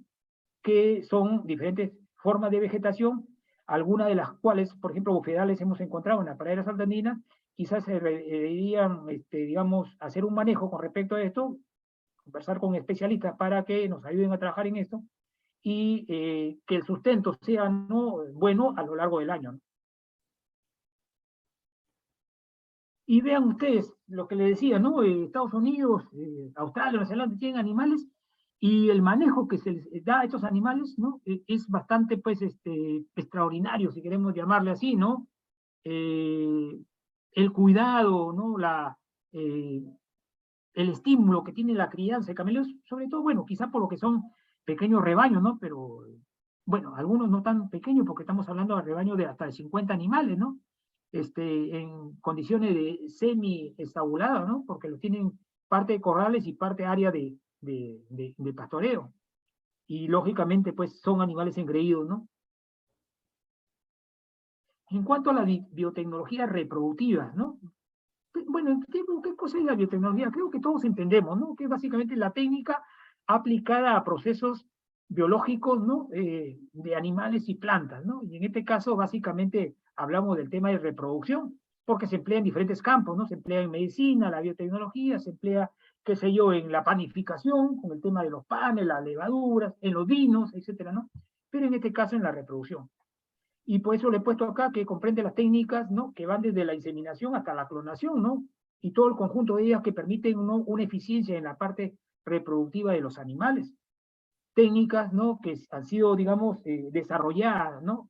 Principalmente a mediados del siglo XX. Si bien es cierto, la inseminación artificial, de acuerdo a los testimonios, ¿no? Que hay, se desarrolló, ¿no? Desde épocas bastante antiguas, estamos hablando de 1700, ¿no? Con los trabajos de Lázaro Spallanzani, considerado el padre de la inseminación artificial. Entonces, sin embargo, ¿no? El desarrollo de esta como una técnica ya comercial, ¿no? Se desarrolló ya más avanzado, ¿no? El siglo XX. Permitió el avance y desarrollo del rendimiento de los rebaños, ¿no? Si bien es cierto, ¿no? El rendimiento productivo de los rebaños, ¿no? Ha avanzado, se debe básicamente al empleo mucho de la inseminación artificial. Herramientas importantes per se, no solamente no por lo que implica, sino por la misma técnica en sí, para el mejoramiento. La inseminación artificial es la técnica más desarrollada, ¿no? Y ha servido de base a programas de superovulación o transferencia de embriones, que es lo que prima ahorita, ¿no? Y acá en Piura y en el Perú se trabaja ya mucho en transferencia de embriones. La aplicación en la producción in vitro de embriones y la clonación animal. Son técnicas diferentes que se emplean, ¿no? La inseminación artificial con semen congelado, ¿no? Ha servido un impacto en todo esto de las técnicas de técnicas reproductivas. Antiguamente, desde que se formó la inseminación, simplemente trabajaba con semen fresco nada más, ¿no? Luego se empezó a trabajar con semen diluido, y posteriormente se avanzó más la tecnología y ya se trabajó con semen congelado, ¿no? ¿Eso qué significa? Que se puede guardar durante N años y luego descongelarlo y utilizarlo en la reproducción. Entonces, el hecho de que nosotros podamos hacer eso con el semen, ¿no? Nos permite, ¿no? Tener animales de alta calidad guardados durante cierto tiempo para utilizarlos en el momento que queramos con animales que creemos que es conveniente utilizarlos. Es bastante amplio el campo, el trabajo de la inseminación artificial, ¿no? Y de todas estas biotecnologías, ¿no? Como les dije, aplicadas a diferentes campos. Pero ¿qué problemas trae? Algunos problemas trae del avance en el mejoramiento, ¿no? En el rendimiento de los animales. Por ejemplo, la disminución de la variabilidad genética. ¿Qué cosa es la variabilidad genética? La variabilidad genética es la diferencia que puede haber de un animal con otro que nos permite hacer selección. Entonces, si yo tengo dos animales distintos, uno con mejor peso y otro con menor peso, entonces mi selección va a estar en función a aquel animal que es más pesado. Estando en la misma edad, en las mismas condiciones, en las mismas características, voy a optar por el animal más pesado, ¿no es cierto? Entonces, en ese sentido, lamentablemente, no voy a poder hacer selección, pero en el transcurso de trabajar en el mejoramiento, prácticamente vamos perdiendo variabilidad, ¿no? Prácticamente nos estamos estandarizando y ahí, pues, sobre todo en las especies domésticas, ¿no? Y ya cada vez el avance en el mejoramiento cada vez se va dando, pero con menor intensidad a lo que hemos visto, ¿no? En la segunda mitad del siglo pasado, hacia adelante.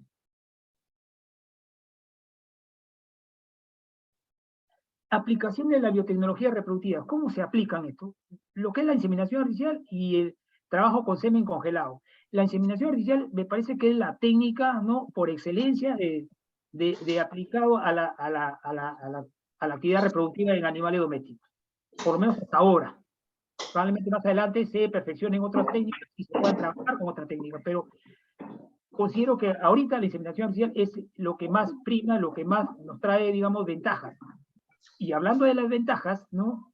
Es una técnica que provee un sinnúmero de ventajas y nada de desventajas. Probablemente otras técnicas aplicadas en otros campos del conocimiento, de las ciencias, tienen ventajas y desventajas. Pero en este caso de la inseminación artificial, no. La inseminación artificial nos trae puras ventajas nada más. Que alguno me diga, no, si tiene alguna limitación, algunas desventajas, no, habría que analizarlas y yo las considero, si hay algunas cosas, son limitaciones.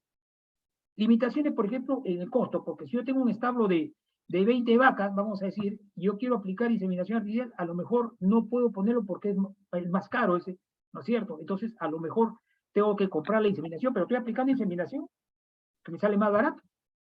Y me sale más barato que tener un toro alimentándolo ahí, ¿no? Y que solamente va a preñar un momento y después va a estar ocioso. Lo que entonces tiene no de ventajas, sino limitaciones. La inseminación artificial, no. Si me dicen que hay limitaciones, si hay desventajas, esas desventajas yo considero que se van a dar por el mal uso de la inseminación artificial. De ahí pueden derivar alguna desventaja. Por ejemplo, que me digan que hay enfermedades que se pueden... Ah, perfecto, sí pueden haber enfermedades, pero para preparar el semen de inseminación artificial, no, el semen es evaluado previamente, ¿no es cierto? Y si hay alguna contaminación del semen, es porque se ha trabajado mal la inseminación artificial, no por la técnica en sí per se, sino por el mal uso de la inseminación. ¿Perfecto? Otra aplicación es la eliminación y la disminución de enfermedades sexuales, lógicamente, porque si estamos trabajando con este tema de inseminación, con este tema de trasplante de embriones, y se revisan los animales, ¿no? Están en observación, entonces lógicamente las enfermedades de tipo sexual no se van a dar, ¿no? Como sí se dan, por ejemplo, cuando es monta natural. Puede haber un uso intensivo de los machos, ¿no? De alto valor genético, donde podemos sacar, pues, infinidades. En el caso de la monta natural, por ejemplo, ¿no? El eyaculado de un macho, en el caso de vacunos, el eyaculado es para una vaca nada más, y con ese eyaculado la puede preñar, lógicamente, en el momento adecuado. Pero ese mismo eyaculado, en vez de que lo reciba la vaca, lo recibo en una vagina artificial, y lo proceso en el laboratorio, lo fracciono, aumento el volumen, puede tranquilamente servir para 600, 800, 1000 vacas. Lo que iba a ser para una vaca puede ser. Entonces vean ustedes el uso intensivo que le podemos dar a los machos de buena calidad, ¿no es cierto? Eso mismo lo aplicamos en el tema de camélidos, y dicho sea de paso, San Marcos está trabajando mucho allá en la raya, en Puno, en el trabajo de la inseminación artificial en camélidos, ¿no? Aumento de la eficiencia de la estimación del valor genético, los test de progenies, ¿no? Estas técnicas nos permiten evaluar, ¿no? A los reproductores, lo que acá los conocemos como prueba de progenie, ¿no? Tranquilamente se pueden trabajar, y es la prueba, digamos, clave como para conocer el valor que pueda tener un reproductor con respecto a las diferentes características productivas y reproductivas, ¿no? Sincronización e inducción de celo, ¿no? De ovulación, esa es otra técnica reproductiva, se trabaja con todo un protocolo hormonal para hacer que los animales entren en una fase folicular, pero que desarrollen varios folículos, para que en el momento adecuado se pone una PMSG y se produzca la ovulación, y podemos recoger los óvulos para hacer alguna fecundación in vitro, ¿no? Aumento de la eficiencia reproductiva, de la eficiencia de producción de crías, aumentamos las crías, ¿no? Con esa técnica, aumento la eficiencia en el manejo productivo y reproductivo, ¿no? Porque hay una superovulación, hay transferencia y congelación de embriones. Uso intensivo de la hembra de alto valor genético también. ¿Por qué? Porque así como el macho yo puedo sacar el semen y lo puedo fraccionar para varias hembras, en el caso de la hembra le puedo sacar varios óvulos, que es una hembra élite, y esos óvulos fertilizarlos in vitro y colocarlos en los hembras receptoras, ¿no? Otra aplicación, a ver si no me he pasado, porque no puedo manejar esto bien. Recuperación más eficaz, ¿no? De individuos exóticos y en peligro de extinción, ¿no? Entonces también aquí hay, ¿no? El uso de estas tecnologías, ¿no? Reproductivas, porque son animales que están en peligro de extinción, tranquilamente nosotros, a través de la inseminación, a través de la clonación, podemos trabajar y mantenerlos, ¿no? Bueno, formación de bancos de germoplasma, ¿no? Es decir, tener un núcleo. ¿Cómo? Bueno, formación de bancos de germoplasma, que es formar, digamos, núcleos de reproductores, ¿no? Que puedan servir como bancos, ¿no? Para irradiar, ¿no? Tecnología reproductiva, características de mejor calidad, ¿no? Importación y exportación de material genético, la micromanipulación de embriones para producir mellizos, es decir, embriones que los podemos fraccionar, ¿no? Y sacarlos, mellizos homocigotos, o lo que podemos decir como gemelos, ¿no? O las llamadas quimeras, ¿no? Esa es toda una biotecnología reproductiva que, bueno, no estoy al tanto si es que aquí ya se estará en el Perú realizando, ¿no? Pero en otros países sí, que se realizan. Aumento del número de animales nacidos por embrión, porque se puede fraccionar un embrión, se puede fraccionar en 2, en 4, y sacar de uno que iba a ser una cría, sacar 4 crías, por ejemplo. La creación de módulo de experimentación, y eso sí se debe promover, y si alguna vez, ¿no?, establecemos un proyecto de crianza, ¿no?, de promoción de la ganadería camelidad acá en Perú, en Piura, entonces formar esos módulos, o sea, no solamente repartir, ¿no?, a los ganaderos o a las comunidades estos animales, sino también pues que la academia esté presente, ¿no?, en estos centros de investigación, o formen centros de investigación para que pues haya un acompañamiento buscando el fundamento, ¿no?, de los problemas que se pueden enfrentar en el pastoreo, en la parte sanitaria, ¿no?, en la parte reproductiva, etcétera. Otras aplicaciones de la biotecnología es la determinación y selección del sexo. Tranquilamente se puede ya diferenciar, ¿no?, a través, por ejemplo, en los embriones y a través de los espermatozoides con el semen sexado, producción de descendencia de sexo seleccionado, mediante embriones in vitro, uso de hembras que no responden a tratamientos superovulatorios, se pueden trabajar, ¿no?, con estas técnicas, producción de embriones con ovarios procedentes de mataderos, o sea, no necesariamente tenemos que maltratar a una hembra, ¿no?, colocándole protocolo para recoger los óvulos, sino también yo puedo irme al camal, sabiendo de que un animal ya de ciertas características buenas se va a ir a camal por edad, etcétera. Entonces ir al camal y recoger los ovarios, ¿no?, y hacer un recojo de ovocitos de los ovarios para hacerlos madurar y conseguir los óvulos que van a servir después como base para producir embriones, ¿no? Y la clonación de animales, la eliminación de la variabilidad en genotipos individuales, aumento de la eficiencia de la transgénesis, ¿perfecto? Y algunos resultados, ¿no? En realidad hay varios, pero por el apuro de la charla de ayer a hoy día, yo solamente, bueno, se habla de un primer reporte, ¿no? Un primer reporte de manejo de inseminación artificial en alpacas, ¿no?, que lo reporta pues Puno, ¿no?, y se trabajó con semen sin diluir, ¿no?, en 2 vicuñas, y como les dije, la vicuña es un animal silvestre, no es un animal salvaje, es un animal silvestre, no es un animal doméstico como sí lo es la alpaca, y es silvestre, vean ustedes, o sea, no se domestica. ¿Por qué? Porque cuando ese animal entra en domesticación, o en todo caso se encierra, ¿no?, en un rebaño, anula prácticamente su tasa reproductiva, es decir, no se reproduce en cautiverio la vicuña. Entonces, bajo esas condiciones, si un animal no se reproduce en cautiverio, ¿de qué nos va a servir, no? Porque se va a extinguir en esa generación y no va a tener resultados. Por eso que los rebaños de vicuñas, hasta que no sean domesticados, te dirán como rebaños libres, ¿no? Entonces se trabajó con vicuñas, se trabajó con el cruce de vicuña con alpacas, y solamente se consiguió una cría, ¿no?, de 42 animales inseminados, ¿no?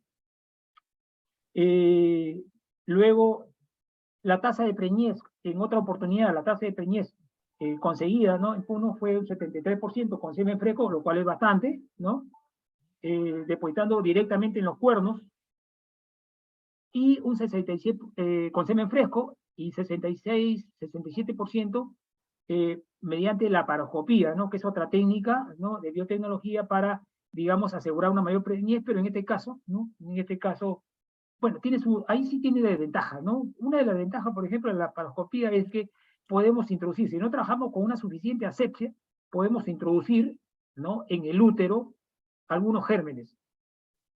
El útero sabemos que es un espacio totalmente aséptico, limpio, y por eso la cervix cumple esa función, ¿no?, de evitar que ingresen gérmenes al útero donde se va a desarrollar el feto. Pero si yo evito el paso de la cervix y de frente de paso al útero, entonces prácticamente voy a meter gérmenes, ¿no? En criadores, bueno, eso se hizo en estaciones experimentales, pero en criadores también, ¿no? En criadores se hizo, y la tasa de preñez, ¿no? Se consiguió fue el 51% con semen fresco, y induciendo ovulación, lógicamente, ¿no? Porque los animales tienen que ser montados, y para eso se trabaja ¿con qué? Se trabaja con machos vasectomizados, porque como les dije, para que se produzca la ovulación de los camelios, y en este caso las alpacas, tiene que haber una monta. Entonces, si el macho la monta, entonces yo ya no voy a poder hacer nada. Por eso tengo que trabajar con machos especializados, es decir, machos especiales en que no penetren a la hembra, pero que sí estimulen, ¿no? Sí estimulen, perdón, penetren a la hembra y estimulen con la monta para que la hembra ovule, y yo realizo la inseminación y logro la preñez. Entonces, 51% de preñez con semen fresco, y recientemente después se han obtenido tasas de 43% al 52% con inseminadas, ¿no? Ya en comunidades, ¿no? En comunidades en punto.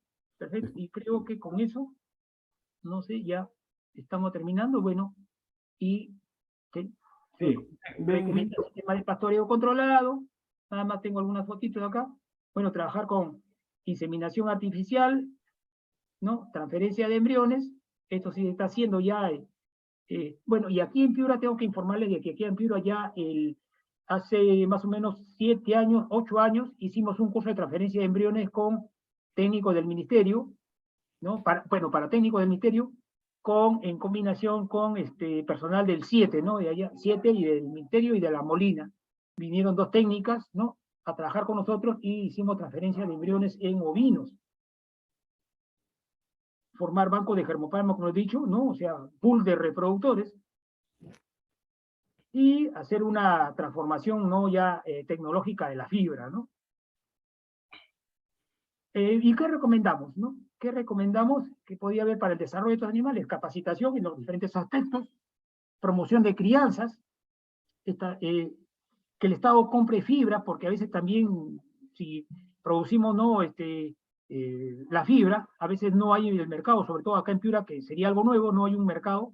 Quizás el Estado tendría que reglamentar esto, establecer centros de acopio, creación de plantas artesanales para dar valor agregado a la producción, a lo mejor transformación de la carne, transformación de la fibra, estandarización del hilo artesanal, por ejemplo, en función al color, ¿no? Que sean hilos de colores estándar, establecer programas estatales de compra, instalación de cerramientos y manejo de pastizales. A lo mejor tendremos que hacer eso en las praderas nuestras, ¿no? El Alto de Morropón, que se promueva la organización. De manera individual muy poco se puede lograr, promover los centros de investigación, establecer un proyecto regional de promoción y desarrollo, ¿no? Que tranquilamente lo puede conducir la región, y establecer planes de negocios, ¿no? O sea, establecer cadenas productivas para los productos de las personas que están involucradas en el tema de camelio, ¿no? Y finalmente, ¿no? Agradecerles por la atención brindada, ¿no? Aquí tenemos los 4 camelios, en la parte superior, camelio del Nuevo Mundo, y en la parte inferior, los camelios del Viejo Mundo, ¿no? Gracias por la atención. Muy bien, le agradecemos, ingeniero Hato, por su excelente ponencia del día de hoy. Si alguno de los participantes desea realizar preguntas al expositor, por favor, hacerla llegar por medio del chat.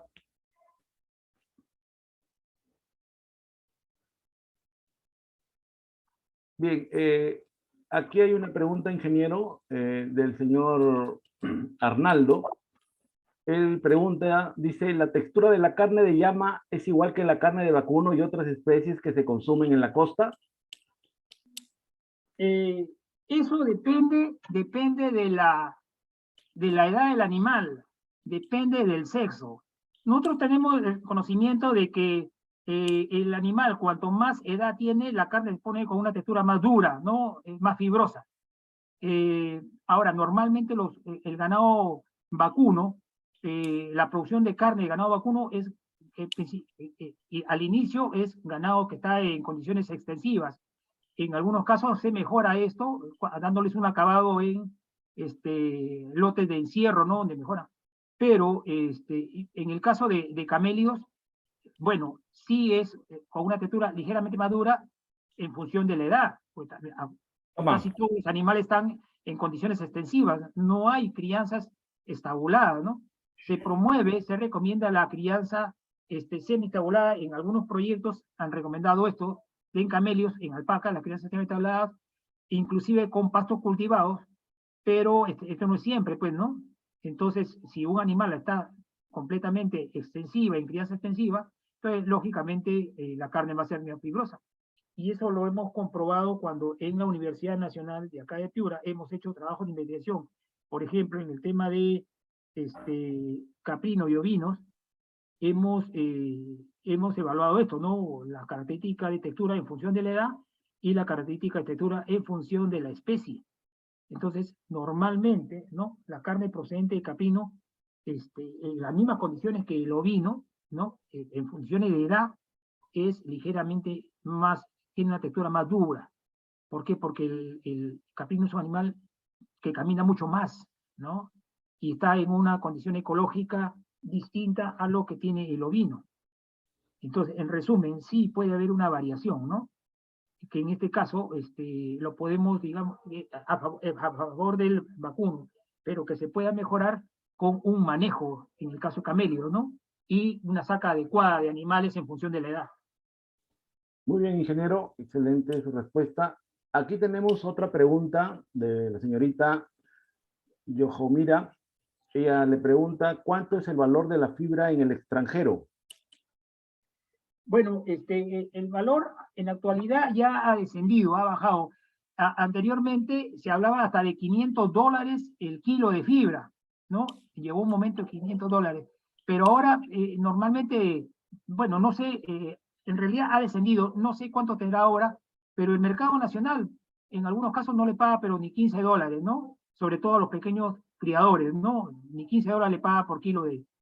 Por eso es que en realidad su producción es digamos, su economía es bastante precaria. Muy bien, aquí tenemos otra pregunta del señor Ángel Jiménez. ¿Cuál es el beneficio de calendarizar el parto?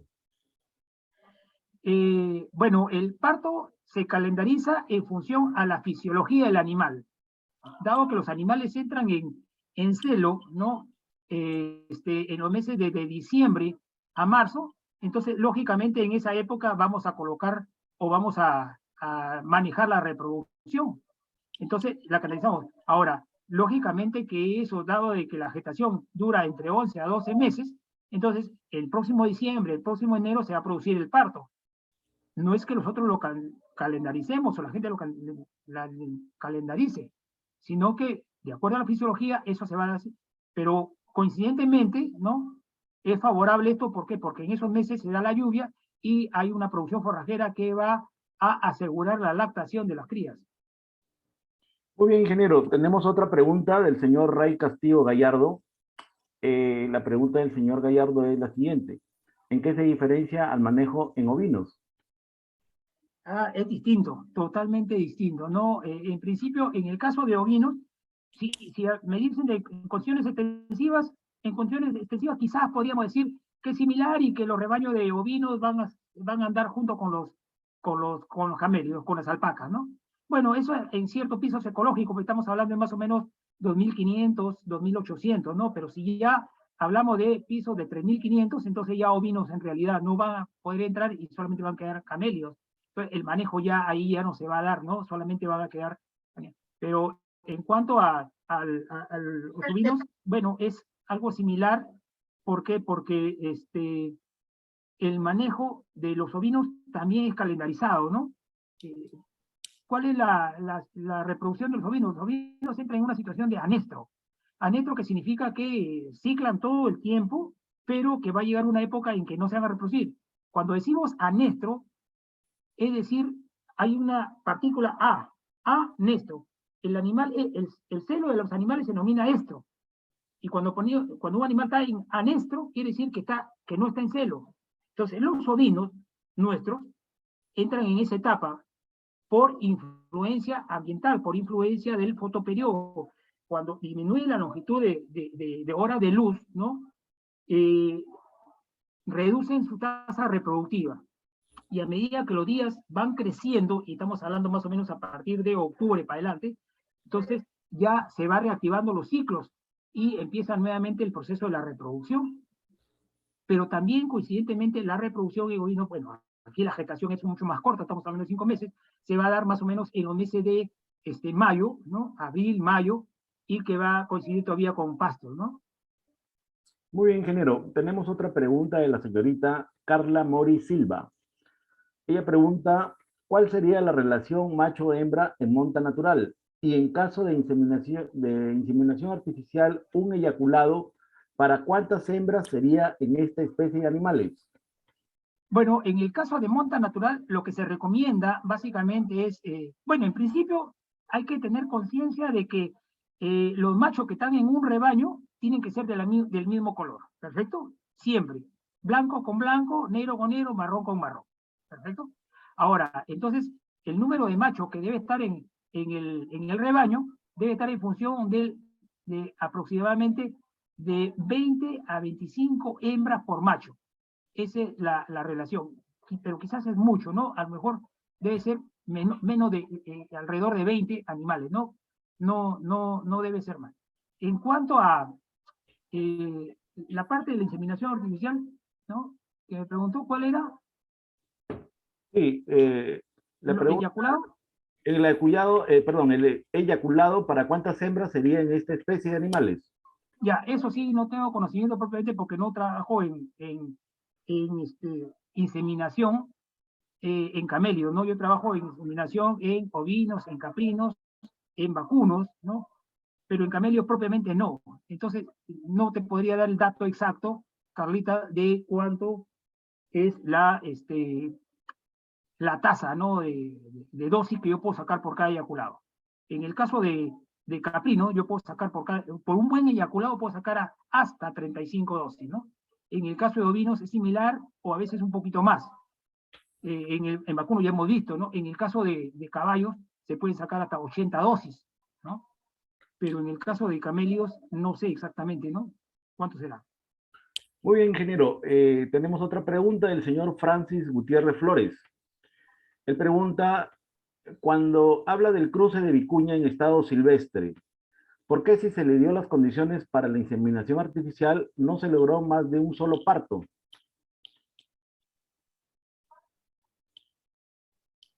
¿Cómo?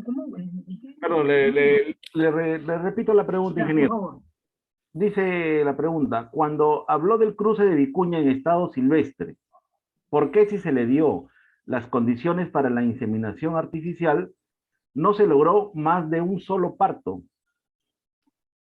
Me digo que no entiendo la pregunta, pero bueno, vamos a tratar de contestarla, ¿ya? Mira, la vicuña es un animal silvestre, un animal que tiene problemas reproductivos cuando es, digamos, manoseado, cuando es manejado, cuando es encerrado, ¿no? Entonces ahí suspende toda tasa reproductiva.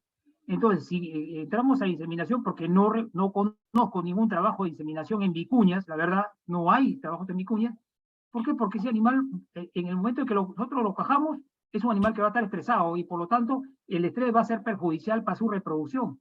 Entonces, en el caso de vicuña no hay inseminación todavía, ¿no?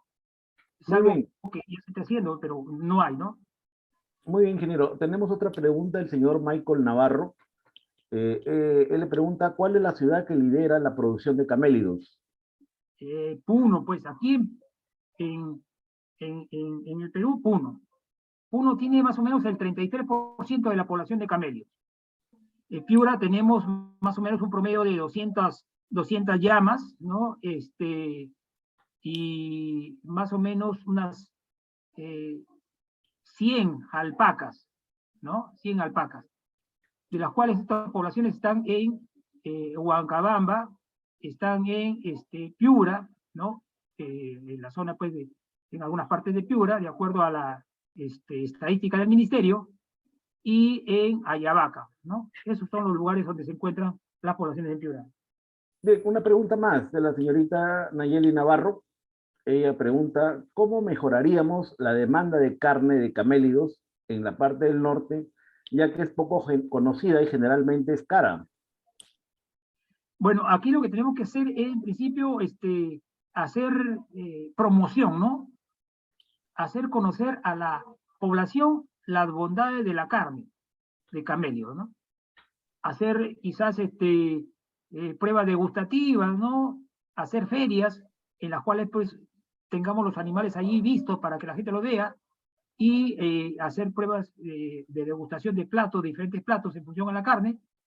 Eso lógicamente va a llamar la atención, pero que al mismo tiempo haya cierta periodicidad o cierta producción, porque si hacemos una campaña de promoción y de consumo de carne y vamos a traer para esa época o para esa promoción, y después ya a lo mejor dentro de unos meses no vamos a hacerlo hasta después, entonces mediamente se pierde todo lo que podemos ganar en un momento, ¿no? Entonces hay que ser constante, ¿no? En estos temas de promoción de algún producto, hay que trabajar de manera periódica y constante, ¿no? No dejar así baches o vacíos, porque si no regresamos a lo que era antes, ¿no?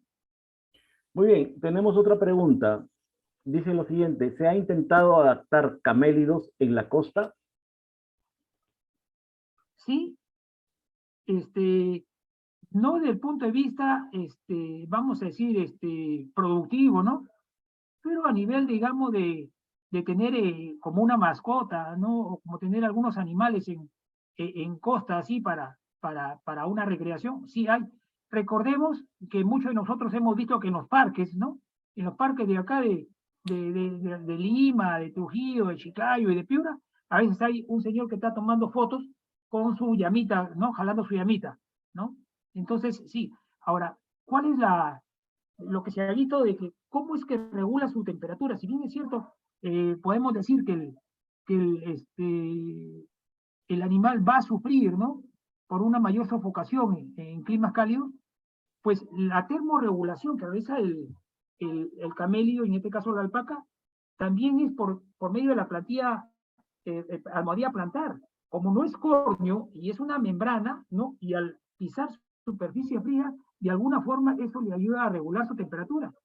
Nosotros hemos traído hace quizás 20 años, ¿no?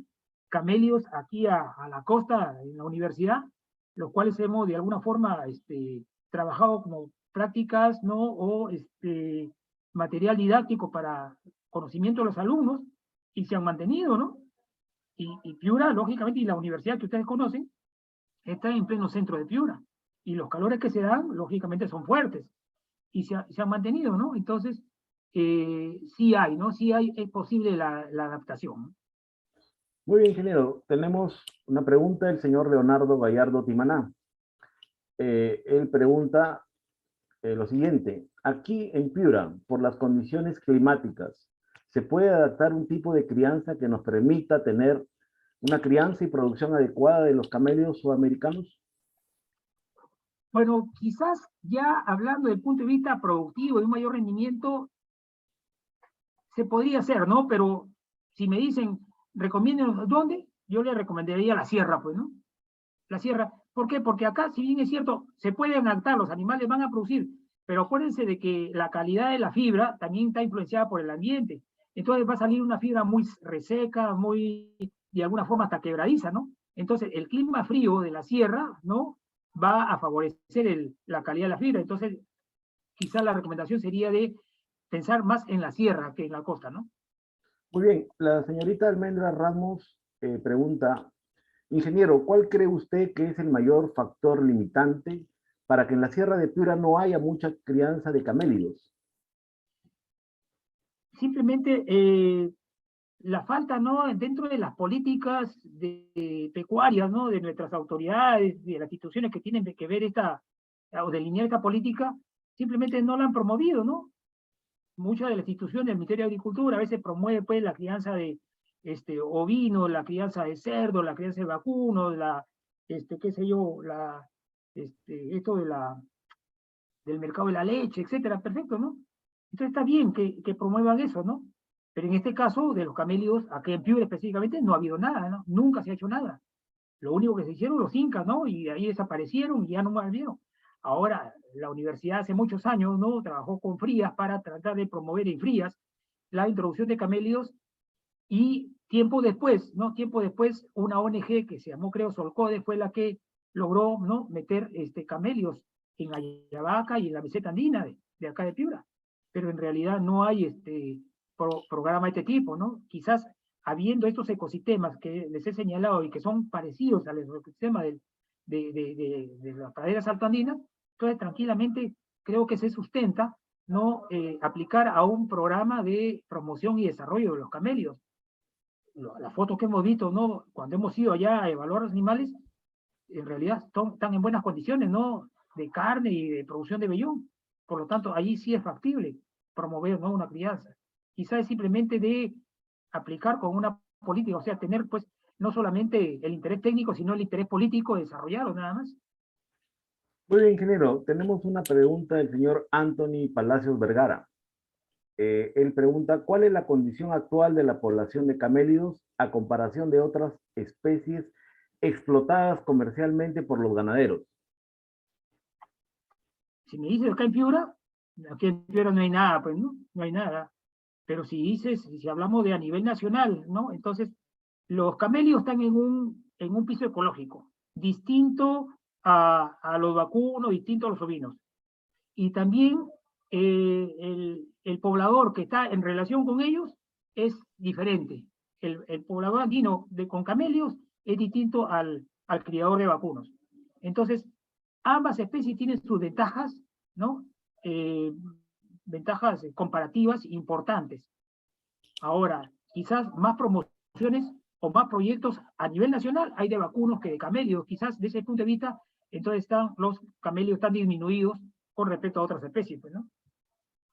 Muy bien, la señorita Nelly Naomi Mimbela pregunta lo siguiente, ¿cuál es el volumen promedio de semen por eyaculado en esta especie? Ya. El volumen aproximadamente de que da o que rinde un promedio de los camélidos es aproximadamente unos 5 a 7 centímetros cúbicos. No sé la tasa, digamos, de dilución que me preguntaba en la otra pregunta, ¿no? Pero en el caso de volúmenes de producción sí está alrededor de 5 a 7 o 6, ¿no? Milímetros. Bien, la señorita Jessica Elías pregunta lo siguiente, ¿cuánto está costando el kilo de carne de camélido? No sé en realidad, no sé sinceramente, porque eso acá en Piura no se vende, pues, ¿no? Y he estado yo hace 15 días en Huancabamba y la semana pasada estuve en Zapalache, ¿no? Evaluando animales y no hay allá, ¿no? Entonces, no podría decir. Y a la sierra de Puno, a la sierra de Cerrepajo, de Huancayo, ya hace muchos años que no voy, ¿no? Entonces, no te podría decir en comparación con la carne de vacuno cuánto está, ¿no? Pero en realidad no es una carne, aquí puede ser una carne cara, pero allá en esa zona es una carne digamos, que está a la par, o en algunos casos es ligeramente más barata. Muy bien, la señorita Carla Mori Silva pregunta, ¿en caso de camélidos también podrían ser destinados para leche o solo sería para tipo carne y vellón? No, principalmente para lo que dice carne y vellón. Se han hecho algunas experiencias, ¿no? Como para ver la producción de leche, pero no es significativa. No es significativa. Entonces, quizás no pensemos en la producción de leche de camello. En el caso de los camellos y dromedarios, sí, pues allí sí se saca la leche y se produce un kefir, ¿no? Un tipo de queso allá, ¿no? Pero acá no. Acá más bien, por ejemplo, si hablamos de otras especies exóticas, hablemos de la leche de burra, ¿no? Aquí sí en la universidad estamos trabajando en unos análisis de leche de burra, pensando en desarrollar algún proyecto más adelante de promoción de la crianza de burra, sabiendo de que las calidades bromatológicas, la calidad nutricional de leche de burra son bastante buenas, y nuestros campesinos, muchos de ellos tienen al menos una burrita por ahí, bien podría, ¿no? Tener por lo menos un vasito de leche de burra, 2 vasitos de leche, o para los niños, para nutrirlo, ¿no? Pero en el caso de camello, no. Muy bien, ingeniero. Una pregunta más de la señorita Nayeli Navarro. Ella dice, ingeniero, ¿se ha realizado alguna vez alguna feria de camélidos en Piura? Y si es así, ¿qué puntos se tomarían en cuenta para evaluarlo? No hay. Acá en Piura, nunca. nosotros como universidad hemos llevado a la feria, por ejemplo, de Frías, creo 2 años consecutivos, llevamos nuestras alpacas, pero con fines de exhibición nada más, porque pues, era la única institución que tenía camellos en esa época, ¿no? Entonces, lógicamente, para promover a la gente la curiosidad, el conocimiento de los camellos y trabajar con la Municipalidad de Frías, que en algún momento discutimos, ¿no? Que traten de aprovechar las zonas que tienen ellos para difundir estos animales. Entonces es la única oportunidad, ¿no? Pero con fines de promoción, fines de conocimiento nada más, pero no de juzgamiento, nada. En cambio, allá en la sierra, ¿no? Hablamos de Puno, hablamos de Arequipa, sí hay ferias, ¿no? Que podría asistir, y básicamente lo que se hace es evaluación del vellón, ¿no? Conformación de vellón y la calidad de fibra, ¿no? Con respecto a la finura. Muy bien, el señor Roberto Carrera pregunta y dice, ingeniero, para usted, ¿cuál es la mejor especie de camélido para la producción de lana y cuál es la más viable? Bueno, si hablamos de finura, la vicuña, pues, ¿no? Porque la calidad de la fibra está en función de la finura, y es una fibra bastante fina, estamos hablando de 10 micras, ¿no? Pero lamentablemente no tenemos poblaciones, pues, ¿no? No tenemos poblaciones de vicuña. Entonces, la que le sigue sería la alpaca, ¿no? La alpaca tranquilamente con una finura de 15, 16 micras, sí, es una fibra que podemos considerar, ¿no? La más importante, ¿perfecto? Sí, muy bien. Tenemos una pregunta una pregunta de la señorita Sofía Maza Sandoval. Ella le pregunta, ¿cómo es la demanda en la venta de carne de camélidos en la sierra? Ya, eso no le podría responder porque aquí en la sierra nuestra no hay. Y en la sierra del Perú profundo, ¿no? Tendríamos que ir a ver, ¿no? Cómo está ahorita el consumo. Yo cuando he ido, por ejemplo, a Cerro de Pasco, ¿no? Y que me fui al mercado para mirar las carcasas, mirar, y que se venden y están colgadas igual que acá en nuestro mercado, ¿no? Las carnes de res, ¿no? Y que también me metía a consumir un caldo de alpaca, ¿no? En realidad, pues, veía que había, pues, sí, cierto interés, ¿no? De ciertas gentes, y hablábamos que estábamos en la ciudad de Puno, ¿no? Perdón, en la ciudad de Cerro de Pasco, no en los alrededores, probablemente en los alrededores a lo mejor el consumo es mucho más, ¿no? Está mucho más requerida la carne, ¿no? Nada más. Muy bien, ingeniero. El señor Marlon pregunta, ¿cree usted que en un futuro se puede adaptar a estos animales a otros ambientes con un fin productivo? Pero, ¿qué ambiente será, pues? Habría que ver qué ambiente. Si es el ambiente de las praderas altoandinas la meseta andina nuestra, tranquilamente sí. Y ya lo hemos visto, ¿no? Por la foto que le enseñé. Entonces, sí las podemos adaptar. Pero llevarlas a otros, qué sé yo, a la costa, se van a adaptar. Pero desde el punto de vista productivo no sería conveniente, ¿no? No sería conveniente. Muy bien. La señorita Karen Valdera pregunta, ¿en qué lugar es más vendida la carne de camélidos? En la sierra. En la sierra, principal sierra central y sierra sur, básicamente. En otros sitios, no, ¿no? Muy bien, la señorita Dora pregunta, ingeniero, ¿cada qué tiempo hay reproducción de camellos? ¿De camellos? Entiendo que quiso preguntar de camélidos. O camello. Bueno, el animal entra en pubertad al año, ¿no? Las hembras entran en pubertad al año y no se sirven hasta los 2 años. Y el macho es un poco más tardío. El macho entra en pubertad o se considera que la pubertad está cerca a los 2 años. Entonces, a partir de ahí recién empieza su reproducción. Entonces, prácticamente el animal va a estar listo ya pariendo, ¿no? O reproduciendo más o menos a los 2 años y medio, las hembras, ¿no? A los 2 años y medio, a 3 años. Muy bien, tenemos una última pregunta de la señora Carmen. Ella pregunta, ¿cuál es el peso vivo aproximado que alcanza a producir una llama? Bueno, la llama puede llegar, en el caso nuestro, ¿no? Hasta 90 kilos más o menos, ¿no? Tranquilamente. Es un animal bastante pesado, ¿no? con respecto a es el camello sudamericano más grande que hay. Pero en Estados Unidos, ya ven ustedes, son animales que se han desarrollado mayor y se encuentran pesos hasta de 120 kilos, que nosotros no vemos acá. Por eso es que le decía, porque son animales más desarrollados, hasta se les pone una pequeña silla, una pequeña montura, y sirve para paseo de niños, de jóvenes, ¿no?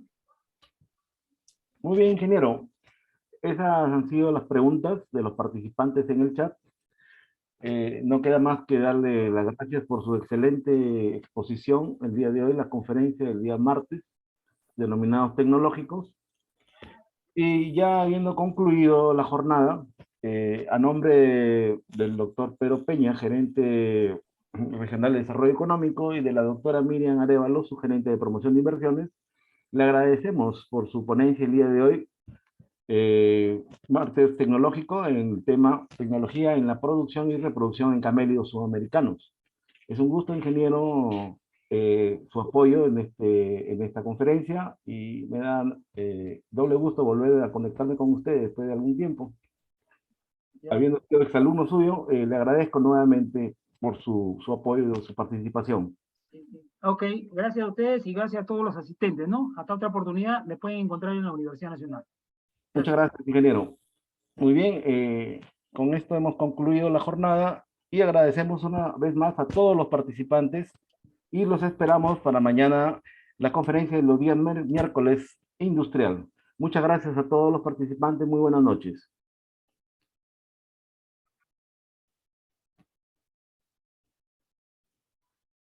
Gracias a ustedes, gracias Hugo Olivos, un grato amigo, por haber participado en la conferencia. Y gracias a todos los estudiantes que también han estado, ¿no? Me siento complacido que hayan asistido. Hasta una próxima oportunidad. Muchas gracias, ingeniero. Chao. Hasta luego. Chao, ingeniero. Hasta luego, ingeniero. Hasta luego, ingeniero.